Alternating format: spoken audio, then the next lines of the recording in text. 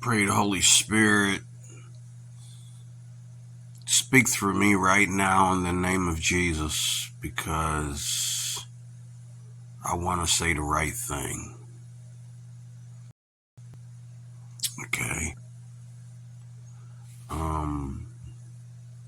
We are faithful to somebody at all times. We are faithful to somebody somewhere, lurking somewhere behind us, in front of us. We have an image that we conform to every day of our lives. And one of the things that go on in this life as to why, like, for example, there's when I keep swacking about Eve being the last thing that God created, that is not just an order of things. That is the spirit of things.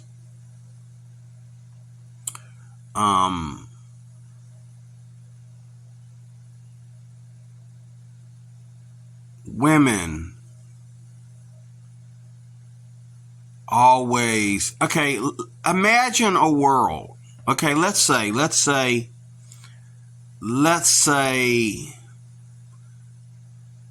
regardless of whether you're all lesbian or whether you're all straight, or a mixture of both and everybody's getting along, or maybe if you want to say the idea of no men around would make every woman a lesbian, okay? If there were no men on the planet, just women, okay? No men on the planet, just women. Everything done by women. Where do you think the state of women would be? Like, how do you think women would respond to life if the world was manless?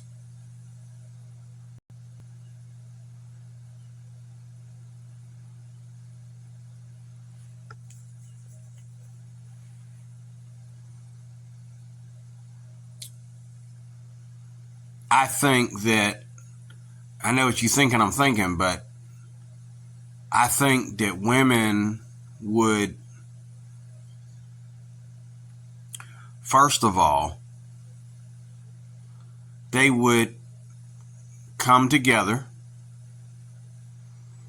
and they would learn what they had to learn, especially if there's a God. They would learn what they had to learn amongst each other. They would put their heads together and figure out how to survive and how to be peaceful and happy.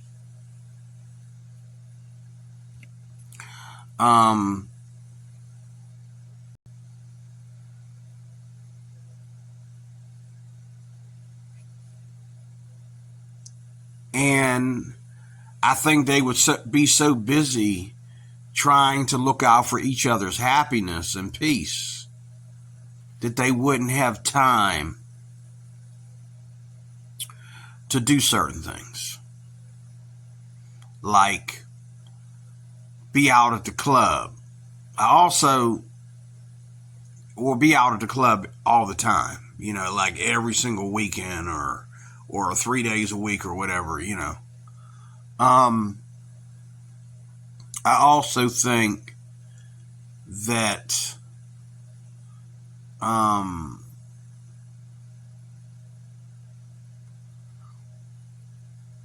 that made me lose my train of thought there, but I'm not going to just say something in place of it, but I'll just let it come back to me. But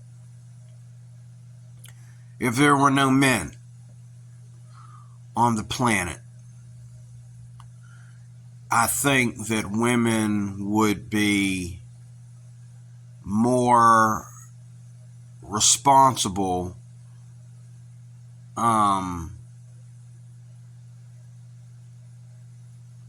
as to survival. I already said that. More than anything, it would be everything every day would be about survival. And I think that there would be no woman spaces in a world where there's no men. It would be like, if you smell okay, then you're allowed in the space. I also think that there would be other things missing that are negative, like war. It doesn't matter what you're wrong for. I do believe that there would be no war. And I do believe that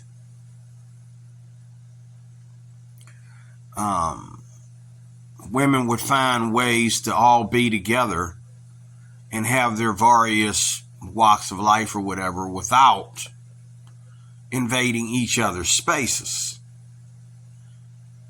But they would be together all the time, because I think also if there were no men around, women would feel that all they have is each other. So, I mean, a crowd isn't enough. It's like women would bear arms together,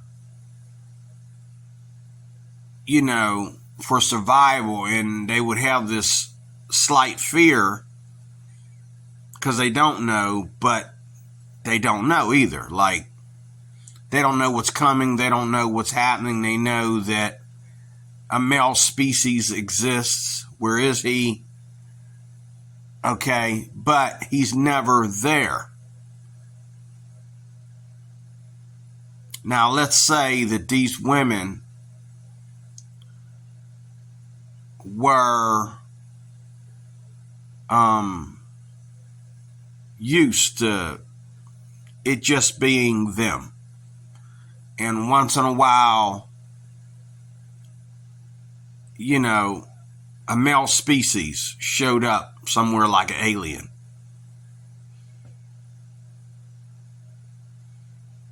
Because he has no competition to another man, he would be treated like gold.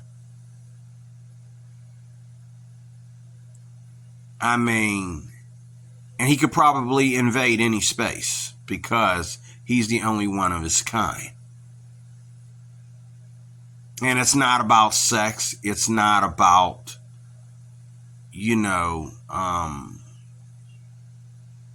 anything other than the fact that he is the other species.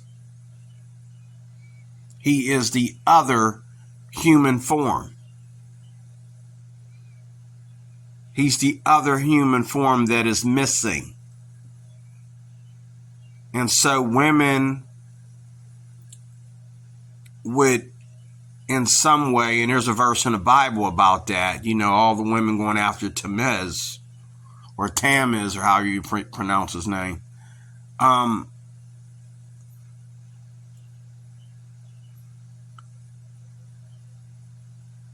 there's places in the Bible where it talks about a shortage of men. But my point of what I'm trying to say here is, here's this preacher. And I was watching him because I was, just queuing, okay? And throwing stuff in my queue as I was, watching videos last night. And when I just got up a little bit ago, went backwards in the queue to see what videos I missed. And this is one that I did not look at. And so I'm watching him decide to go into this city while there's some festival going on. It's, a busy place. I guess this is like on the weekend. I forget what city he said he's in.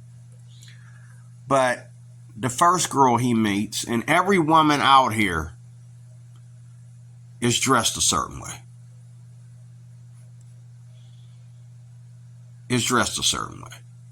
Every single woman out here is dressed a certain way. Okay. So he interviews this one girl. She believes in positive and negative energy. And he doesn't argue with people, and all like that. He just lets them say their piece and he prays for them. And, now this guy is, average height. He's got to be at least about 6 feet. If not, he's got to be like 5'8", 5'7". He's got to be about 6 feet, because I know these girls, even though I'm not looking at it, I don't see their feet. They got to be wearing high heels. So he's got to be about 6 feet. Okay. And then he meets these two girls. Now, he's talking to them, and they are there. I think the reason why they let him talk to him is because their looks, and because, as you can see from the way they're dressed, this is their day out. Now, I don't know if these girls are sisters or if they're just good friends who decide to go out together. But as you can see, they're the same shade of skin. They have a flock. They have a wing that they are with. They have a, what do you call that? A circle that they're in. Okay.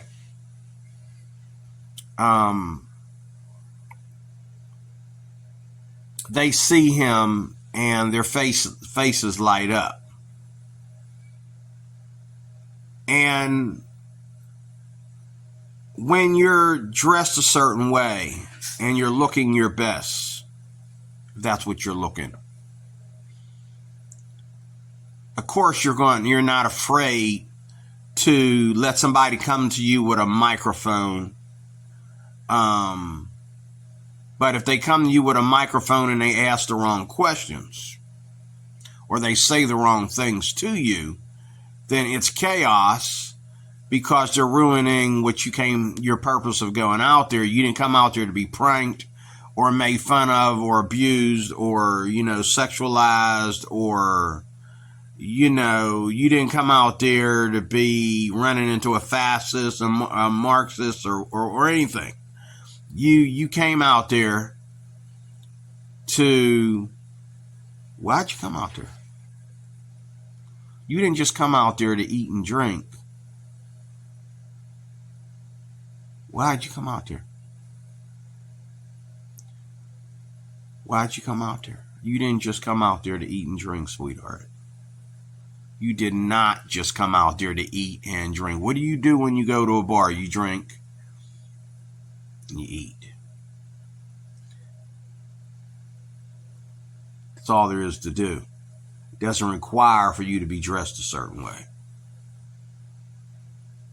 It doesn't require for you to be open up your space a little bit for men to come in. You don't have to open up your space at all. You got your girl there with you. You don't have to open up your space to anybody. You don't have to let anybody talk to you. But they were open because look at him. He's the right height and he's got the looks. He's got a microphone. So what's going to happen?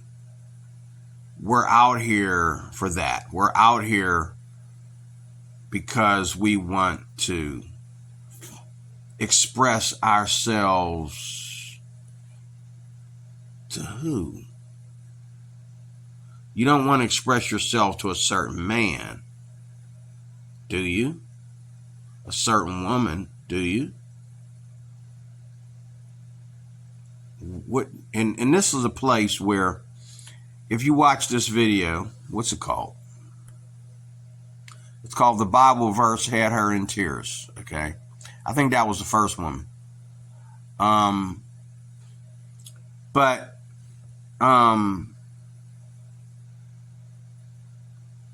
If you watch this video, you'll see they got wall-to-wall bouncers in these bars that they're standing in front of. Each of these is like a bunch of bar grills that are, here in Pittsburgh, we call them bar and grill.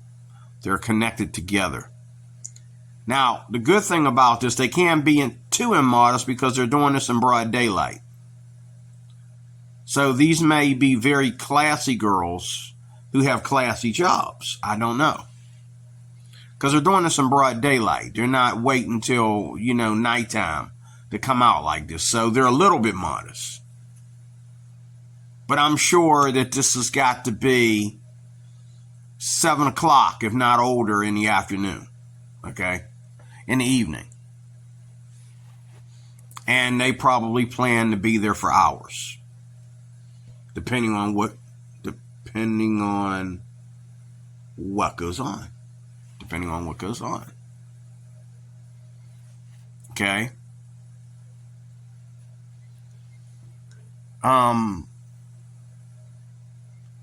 So why do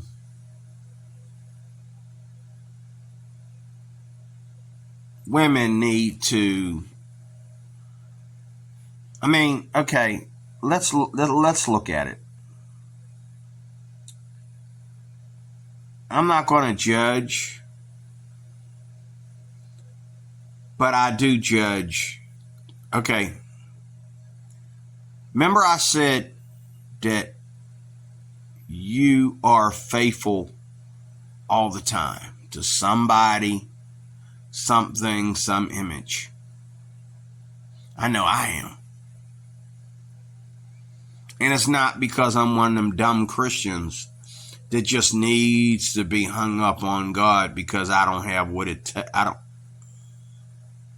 don't have what it takes for what? Clarify. Because sometimes I feel that way. I feel like I'm not in his shoes. If I walked up to these girls with that mic being, with my eyes coming below theirs, my forehead coming down to their eyebrows, because that's how tall I am. That's how short I am. Okay, especially with them wearing high heels. They wouldn't talk to me. And me being this, my wrinkles, I got my age, I got a little bit of a gut. I'm not all nice and trim like this guy is, looking all young and handsome. Okay?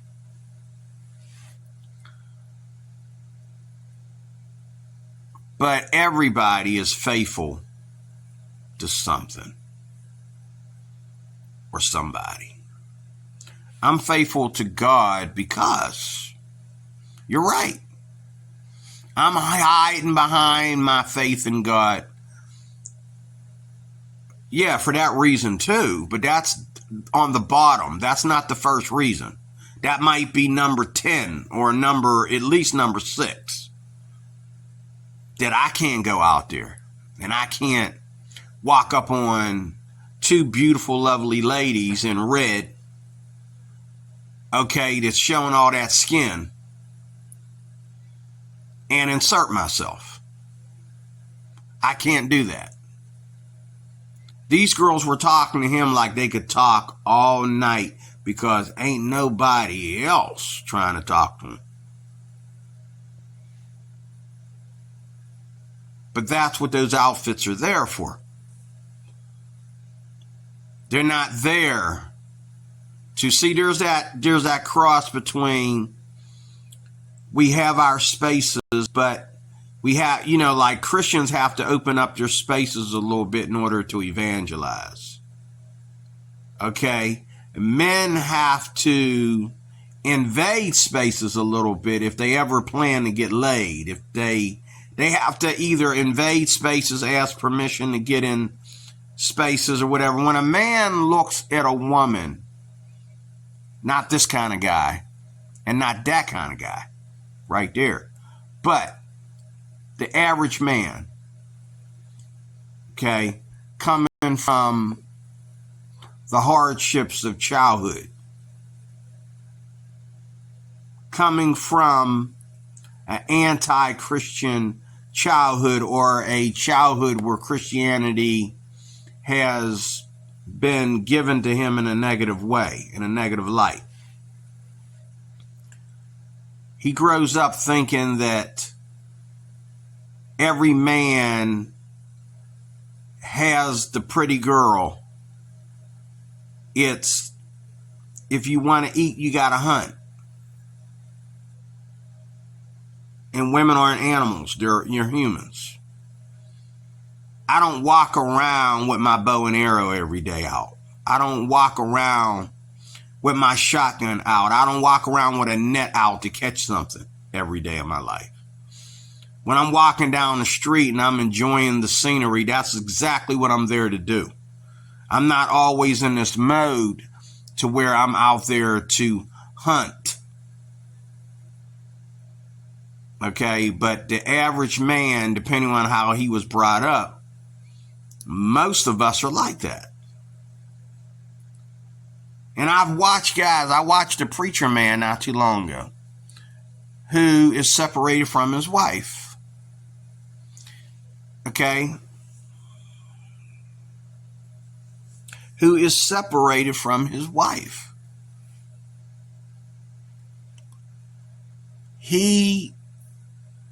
I've watched him go from the prettiest white girl, Italian girl, to the prettiest. Now he likes Italian women. He likes Italian women mainly. When it comes to white women, he likes Italian women. If Italians are considered white people, I don't think they are. They're just Italians. But, you know, he likes Italian women. He likes mixed women, women that are of mixed races, which means they're going to have a light tan, light melanation on them. You can see it on them. It's very beautiful. I agree. If they're mixed. And then he likes black women. And it's usually women that are they're tan, like these two girls here. If these girls are black or if they're mixed or whatever. Okay. And him and I are around the same age. But he always goes after these girls. He wants these girls. Well, he's a little bit younger than me. But not that much younger than me. And he always wants his girls to be at least over 10 years younger than him, you know.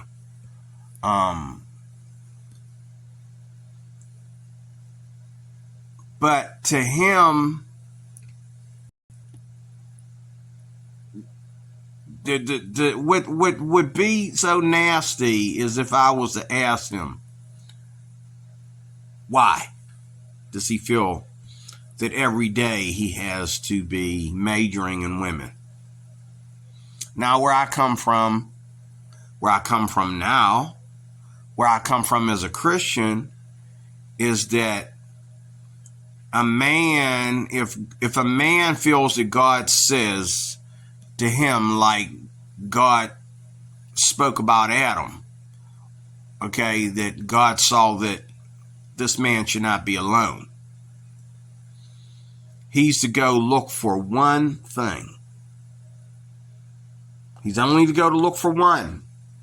He's not to go out there and look for a bunch of, you know, crazy, lucky things that happen at the bar or at the club. Okay? He's not to go look at looking for these crazy little lucky things. Now try to go out there and get lucky. Not supposed to do that. Okay? Looking for that one thing. See, that's the difference between animals and humans. When we hunt animals, We hunt animals to eat. When we hunt for a wife, we prepare ourselves for the hunt by having our finances in order, our faith in order, okay, our facts in order, our understanding of women in order. We basically are ready to build a home for what we capture. And I've seen this preacher guy I'm talking about go from beautiful women all the way down to, okay, dude, that woman and that woman are two totally different people, two totally different personalities, totally different forms of beauty. Are you desperate, my man? Like know what you want and know what you gotta have, and you and God talk about that, and then you go get that. Just like I have a preference. And I told this girl not too long ago, she's trying to help me out, and I'm thinking, did I ask you to help me out? I'm a born again Christian. I'm not thirsty. How's a woman come to me and she's talking to me about, regular everyday stuff, political stuff, whatever it might be, and then all of a sudden she starts talking about, have you ever talked to so and so and so? And I'm like, why? Who cares? But she felt that basically she was telling me I need to worry about my love life. I need to worry about my, and I'm thinking, I think about it, but I'm old. I'm an old man. And I'm not thirsty. I don't allow myself to get thirsty because it doesn't. Sure, in my human, body, blood flowing through my veins, I have a penis between my legs that sometimes the wind hits it a certain way and I start to think and feel. It messes with my mind when the wind hits it a certain way. Or when the soap, when I take a shower, hits it a certain way. I start to think things. I start thinking them thoughts, Like maybe I need to go out there and find that girl that was dressed in red the other day, that was showing all that skin. Man, she looked good. Let me go find her, Maybe I need to go out there and just, be a man. Because because just like a man, I got one of them too, And it, in the wind, does the same thing to mine that it does to theirs. So, but then I have to keep my body up under subjection that I might not be disqualified.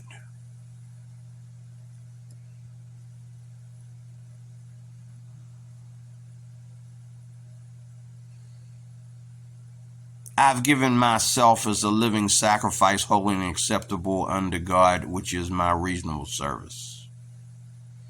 The only way to indulge would be find a wife. But am I allowed to have a preference when I do that? Because see, a woman that would find me beautiful when I'm not the only thing that she can get. She can pick up her phone and dial a number. She can look to the left or to the right and wink at this guy or whatever. Okay, she can get boyfriends. Okay, she's not on the bottom. Which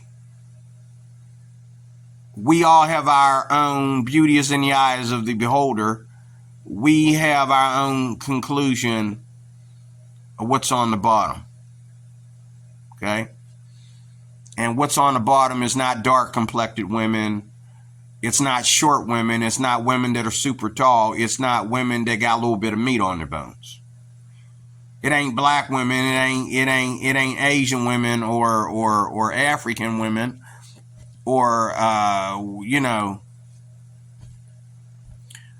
what I'm saying? It ain't just 10 tall women, and it ain't just 10 short women. It's women in general have their place, and any woman can be beautiful depending on how she carries herself. Absolutely any woman can be beautiful on how she carries herself. I've seen women in the projects, mothers of children. I seen a woman one day get dressed up to go to court over her children. And she wasn't dressed like this. She wasn't dressed like these two girls. But she did get her hair done. She had her hair done, had it hanging down to her shoulders. You know, she had her hair plaited. She had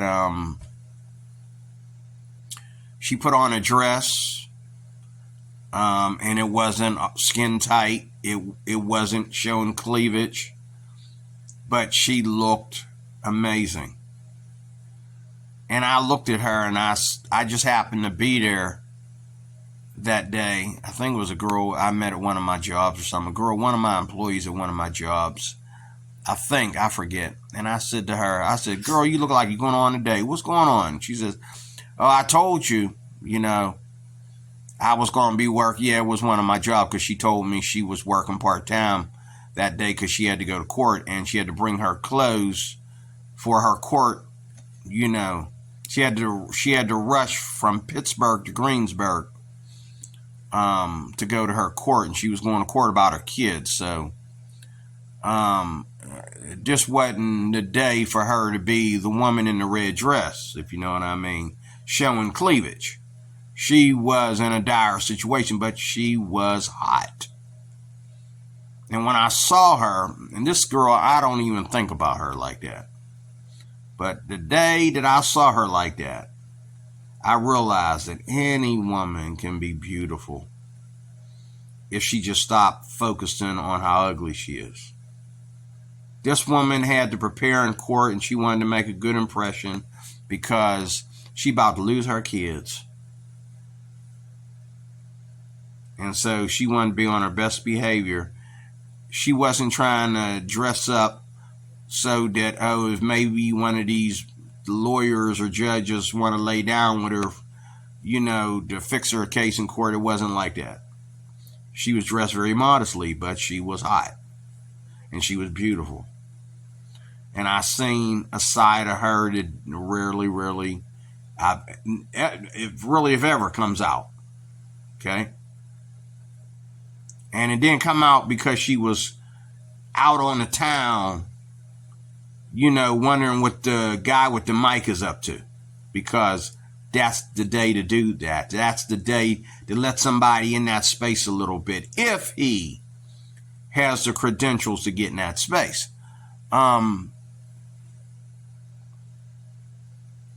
She looked great. She looked hot. She looked beautiful. My point is,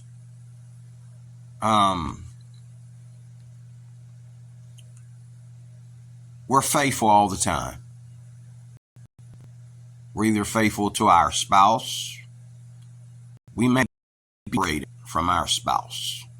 I watched a video earlier last night as well, and I'm closing right here, that was talking about how marriage is marriage. And the only thing that separates you from marriage is if your spouse cheats on you. Okay? There's nothing in the canon of Scripture about you're free to divorce. Now, they look at what Jesus said about divorce as a law. Jesus came to fulfill the law, not give it. And that's a big difference to me. I look at that as marital advice. I don't look at that as a law. But Jesus wasn't giving laws when he talked about marriage and divorce. Where was he giving a law? He wasn't even in a synagogue. Where was he giving law? He was talking to his disciples, and the dumb Pharisees asked him questions, and he answered their questions. I don't see where he was giving a law. Moses gave us the right to divorce our wives. Okay? But I think Jesus, like Paul later, was giving advice. He wasn't giving laws. He wasn't penalizing. When you give laws, you also give the penalty if you break those laws. He didn't give no penalty for breaking that law. He was not giving laws. A lot of churches think that you can't divorce because Jesus said, Jesus said he took you back to the old Mosaic law, which when you read the writings of Paul, there's also, Jesus fulfilled what Moses said, and Paul fulfilled what Jesus said. Okay? I just don't think that, I think that marriage and divorce is about sincerity of heart and sincerity of mind. You know what I'm saying? I don't think it's about, to me, I just think that if you and your spouse have an agreement and you get married and you take your spouse down a rabbit hole and you do everything the opposite of what y'all agreed upon, okay, to me, that's not going to work. Because that person is now a liar and a manipulator. Okay. So, to me, there's no way, sure, I could sit back and I could wait on my spouse to, but do you realize how many people have gotten separated from their spouse because of lies and cheating and abuse and you name it? Like for me, for example, my wife divorced me because I left her. I didn't divorce her. I left her. And I had no intention on sleeping with another woman while we were apart or anything like that. I was faithful to her. I almost slipped up once, and then I was glad it didn't work out. I met an ex-girlfriend after, I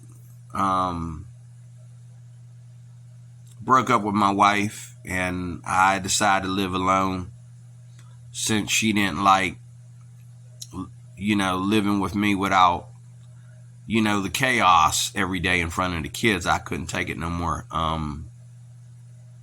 moved out and I says, I'm here for you and the kids and all like that, but I can't deal with this anymore. I can't, I told the counselor, thank you for all you've done, but on April such and such, I'm moving out. They said, what? I said, yeah, I can't do it. Because when we went to counseling, it was all about her. And I sat there and listened to her. And when it was my turn to talk, I said, well, let me say this, on April such and such, I'm moving out. I made up my mind.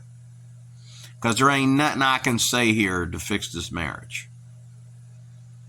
Because it's not about us. It's about me.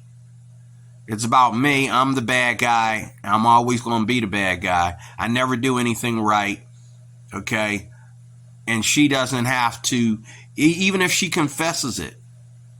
If she don't do it, what she confessed, I'm still the bad guy. It's my fault that she confessed and admitted that she was wrong, but didn't try to change.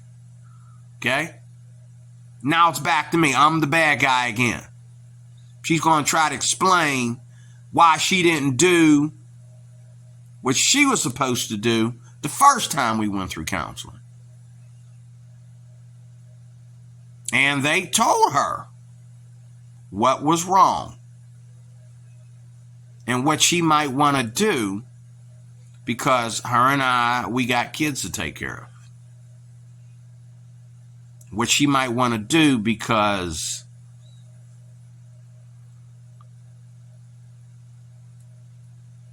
you want to keep this marriage or what do you want to do?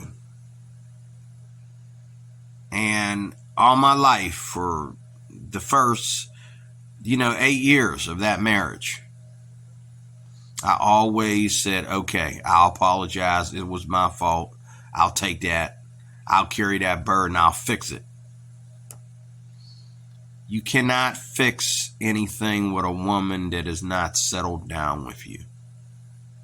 You cannot fix anything with a woman if you're not the king. When Eve was the last thing God created, not her job to run her man. It's her job to run her house. But when she gets to her man, she better hold a little bit. When a man marries a woman, she will paint the house whatever way she wants to color it.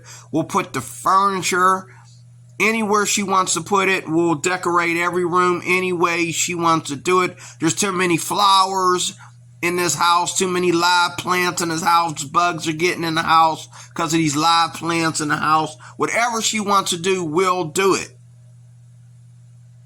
As long as the man is the king.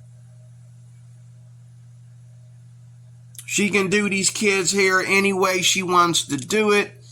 If she wants to send the kids to public school or private school, I will go out and I will do whatever I got to do to send these kids to the school that she wants them to go to. Blah, blah, blah, blah, blah. Women first. Ladies first. But I'm the king. You don't disrespect me. Okay? And what I was going to say, yes, I'm going to say it. These women, the way they're looking to express themselves is all wrong. Already, when I look at these women, this one that you can see in full view here, the cleavage, the skin, all this, to do what? There's no man in the picture. It's just you out alone with your girl. Okay? You got to open up your space a little bit to let some dude walking past with a microphone in. Okay? If I was a Christian and I was evangelizing, I would expect some woman to say, no, thank you. Not because she doesn't want to hear the gospel, but because I'm a man and she's a woman. She's got her space. She don't know me. I could come up there and claim I'm trying to preach the gospel, okay, and insult her or assault her. Okay? But women, because of the sexual revolution, have to open up your spaces in places where they shouldn't be opening them. You shouldn't be opening up your spaces at no daggone bar and no club. That's the number one place to keep them closed. You call a man on phone, you know who you're going there to meet. You don't go in there and meet strangers. You know who the guy is. You going on a date, blind date, whatever. You know his name. You know something about him. You know where you're going to meet at. You're going to meet in a crowded place. But you don't go there and let strangers just talk to you. That's the problem with the sexual revolution. We're all so crazy and so in a hurry to match up. But at the same time, stereotype and put others down. And it's okay to have a preference, but when your preference makes you God, okay? The only diva is the one that's my wife. If you're not my wife, you're not a diva. You're not a diva just because you walk past me. You're not a diva because, and where's this attitude come from that men have to work up in levels to get the women? But if a man can make a woman feel like he's on some kind of level, not that he is, but if he can illusionize her, if that's a word, if he can create the illusion that he's on some kind of level that she would do well to try to get to, and he can play the game acting like he don't care when he really cares. That's why he's there, because he cares. If he didn't care, he wouldn't be there. He does care. Like this preacher man I know. He always cares. Because he thinks it's wrong for him to have a wife at home that he can't sleep with because they're in adversity with each other. So he thinks that means that he can go out and talk to other women behind his wife's back. And what kind of woman would want to continue with him knowing that he has a wife? A woman dressed like this?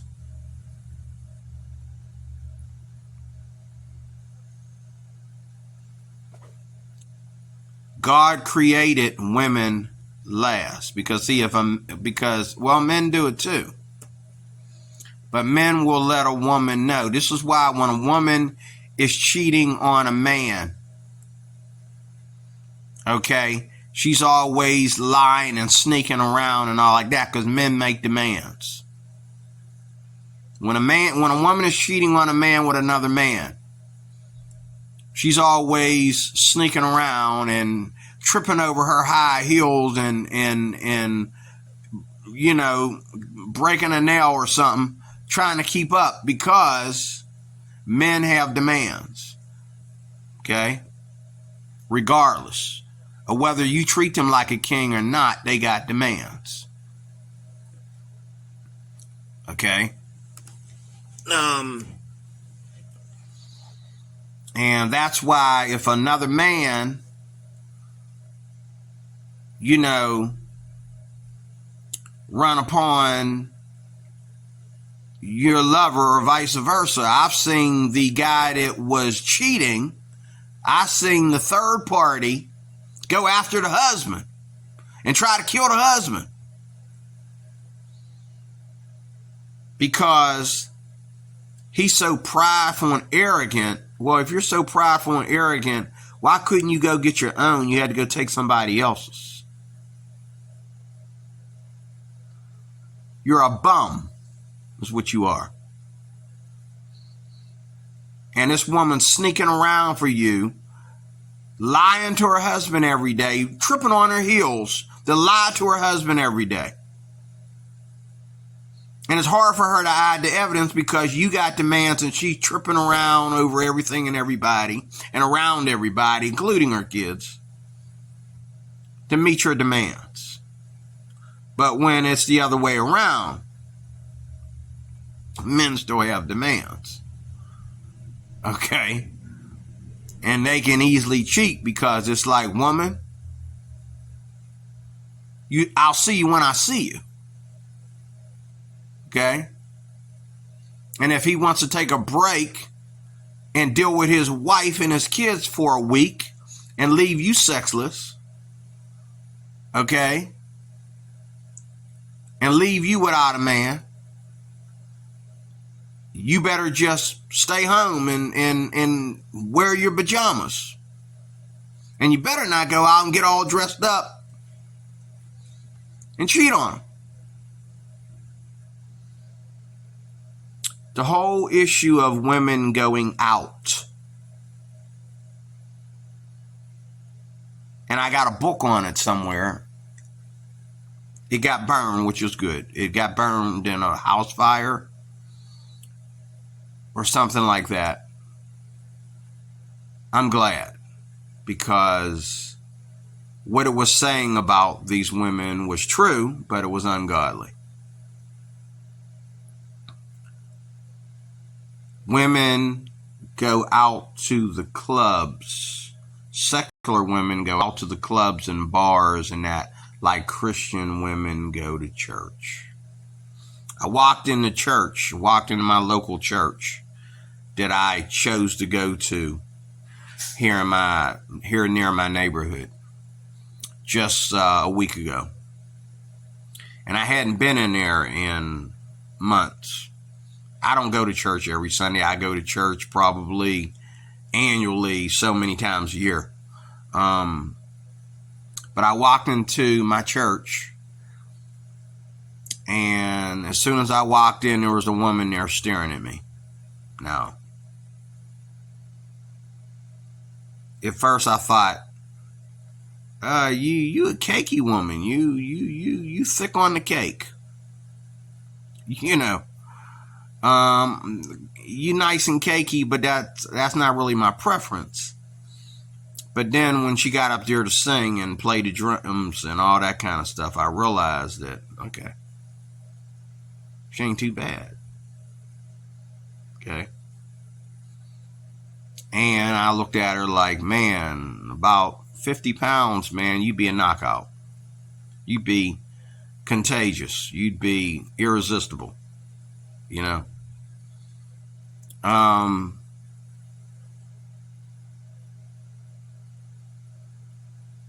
Would I be willing to love a woman hoping that, you know, because she found love, she would lose weight? Yeah, I'd be willing to do that. You know what I'm saying? Because a lot of women are fat because they're lonely. And a lot of women are like this because they're lonely. And some of these women, yeah, if you talk to them nicely or whatever, they'll feel a sense of spiritualism. They'll feel a sense of God in their life. If a man, you know, but most women, these outfits they're wearing represent feminism and sexual promiscuity. I'm not saying that every time you go out there and show cleavage, you're horny down below. I'm not saying that. I'm saying that just like men go out and they feel like they always got to be hunting because that is their loss of life. That is their bondage, their snare in their own life. Because you don't have to hunt. When the Bible says he that finds a wife finds a good thing, that doesn't mean that you got to hunt every day of your single life. No, every day of your single life, you have to be open and you have to know how to smile and, you know, you have to know how to have a personality and you have to know how to be good and minister to others and give them what they need, whether there's something in it for you or not, okay? But women got to do it too. Women have to show themselves available, but your beautiful chest is not available to me until, first of all, you accept me and call me your man. Make me your man. And then, first of all, and then second of all, until we get married, because I'm not touching you that way until we get married. And this is one of the reasons why I don't go out. I don't go out for number one because I don't fit in. I'll be honest, I wouldn't fit in. It would just be me going to jail because the first woman that would talk to me, especially if she dressed like that, and she tries to talk to me, or I talk to her and she accepts that we're talking. Okay, some dude would try to interrupt because he feels that in my position he can. And then I would have to show him that no, in my position you cannot. And I might be dead, or he might be dead. Somebody might be in a hospital. We both might be in jail. I might be in jail. I might be doing life in prison. You know what I'm saying? Like women, I'm working on a series, grabbing men. I'm going to put this on grabbing men by the balls. I'll put it in there. But women don't realize that, you know, yes, they are the prey, and they know that. Because Eve was the last thing that God made. She was here to look good. She was here to look fantastic and all like that. She's not, you know, when a woman looks beautiful, it represents that she's a woman. Okay? It represents that she's a woman and that she is to be taken care of by men. because that's how God created them. That's the chain he created them in. He didn't create them that come here and have to work and all that, okay? In other countries, women look for a typical man so she can make a typical income. She doesn't look for the high bidder unless she's a whore. And everybody in that country and in whatever town she's in considers her a whore. But here in America, we consider women that are, dressed a certain way and able to, put men on shelves, top shelves and bottom shelves and all like that. And they can just recall anyone she wants to whenever she needs them for whatever she needs them for, and then put him back on the shelf for a while and get the other dude, okay? Women do that. Okay? And you go out there and you want to give a woman your digits, or you want to get her digits. I asked a woman for her digits. I know she's going to give me her digits. I would be totally... if she said no. Why? Because what have we been talking about? Okay. We've been talking about the Lord. We've been talking about what we can do for each other's future. We've been talking about how important our friendship might be to each other. Okay. I'm not trying to take you home tonight. That's why I'm asking for your digits. She understands that by me asking for her phone number, I'm being sincere. If I wasn't trying to be sincere, why can't we just go back to your place tonight? Or why can't you go back to my place tonight? Why we gotta wait? Why are you making me wait? No, I'm being sincere by asking you for your phone number because we've been talking all night or talking all day. Or we've been talking for weeks. So finally, I gave a woman my phone number just yesterday. Not because we're going to start dating, because hopefully we're not, because she's not really my type. But she's a lovely woman.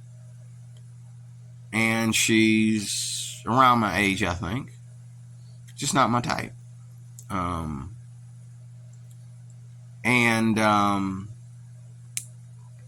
When I walked in the store, people were surprised to see me with a woman, because every time I'm in there, everybody knows my little short behind when I walk in there. They were surprised to see me with a woman. Yeah, but she knows I'm not, she talked to me and talked to me and talked to me, and then, she got on my case for not calling her, and, But she knows that she's not my type because I'm a born-again Christian. She's in Hinduism. No go. We can't. No, that's not going to work. I'm a born-again Christian. She's a Hindu. It's not going to work. So she knows. We already talked about that. I don't take my faith lightly. And then she asked me some things, and I told her, you want the Christian view or you want the secular view? And she said, well, look, you lady, there's the Christian view and there's the secular view.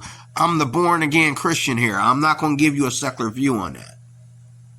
She wanted me to talk to her about how she should handle another guy. And I says, you're not the kind of woman, right there, you're not the kind of woman that goes out. And this is where the difference comes in, because she's not the kind of woman that goes out and demands anything. Okay?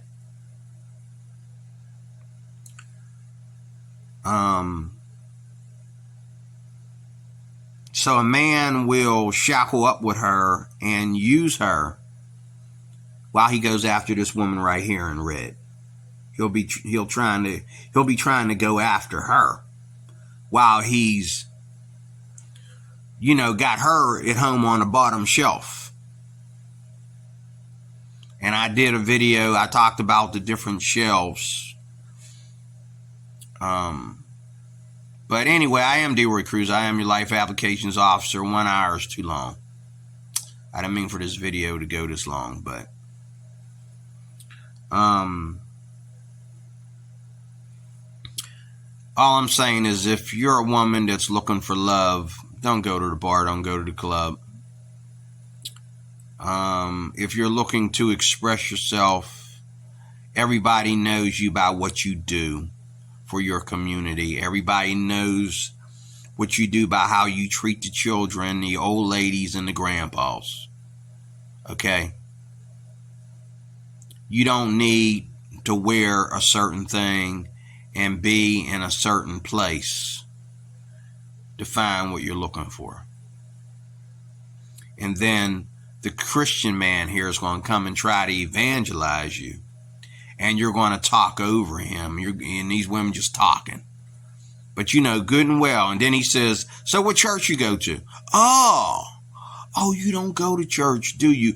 Well, it's been a long time since I went to church, and I just bought this Bible. And she didn't remember what translation the Bible was, what kind of Bible it was. She didn't even remember the color. She just talking. And this other girl is like, the other girl here looks like she's Spanish or something. They got to be biracial sisters. She looks like she's more on her black side. She looks like she's more on her Spanish side. But, I mean, they're not the singing, they're not the band, so why are they, attention, people want attention today, and he gave it to them. They just didn't know he was going to talk about Jesus. But,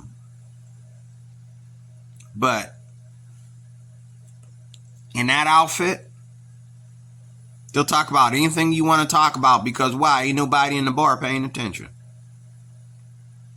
Mandingo ain't got there yet. Okay? Because it's early. It's daylight outside. Mandingo ain't got there yet. But they'll be there when he gets there.